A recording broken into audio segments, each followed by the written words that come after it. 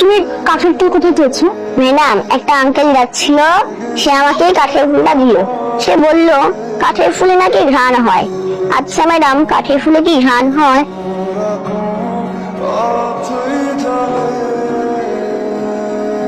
আপনাদের এখানে নাকি নতুন একজন কর্মচারী এসেছে। কর্মচারী না, একজন শিল্পী। আর এনভার কথা বলতেছেন তো, দাঁড়ান ডেকে দিতেছি। আপনি? ও, আপনি সে ব্যক্তি যার হাতের ছোঁয়ায় কাঠও নাকি কথা বলে। আসলে আমার বাবার জন্য একটা ইজি চেয়ার বানাতে হবে।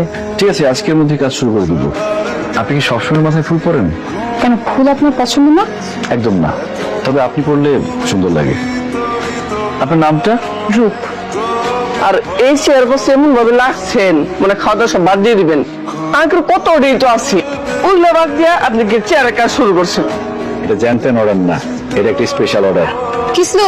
আরে ভাই, আরে দেখেন কি আইছে। আপনি কেমন আছেন? হ্যালো, চেয়ারটা দেন। আজকে রেডি হয়নি, কালকের মধ্যে হয়ে যাবে। কালকে যেন আর মিস না হয়।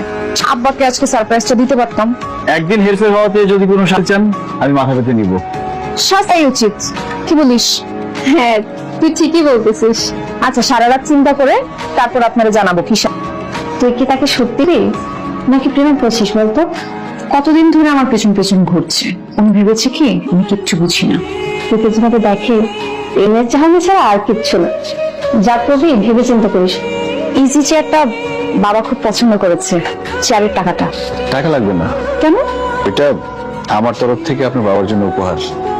আপনি কি ভেবেছেন টাকা না নিলে আপনি আপনার শাস্তি থেকে বেঁচে যাবেন?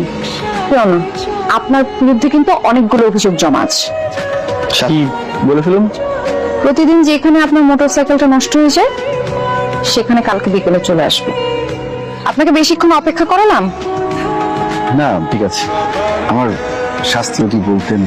ভালোবাসলে এত অস্থির হতে হয় না, প্রেমিকদের হতে হয় গাছের মতন। তার সাহস অনেক বেশি, তাই না? প্রতিদিন আমার পিছু নেন। আপনি কি ভেবেছেন আমি রাজি হয়ে যাব? এত সহজে পটে যাব? কি ভয় পাচ্ছেন? না, ভয় পাচ্ছি না। বাহ, প্রেমিকদের মতন কথা।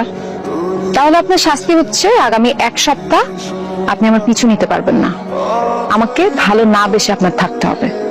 এরপরেও যদি আপনি দেখেন আমাকে না ভালোবেসে না দেখে থাকতে আপনার অশান্তি লাগছে, তখন আমি আপনার জন্য এখানে অপেক্ষা করব। আপনি এসে আমাকে সরাসরি প্রপোজ করবেন। কিভাবে করবেন সেটা আমি জানি না। গেলাম।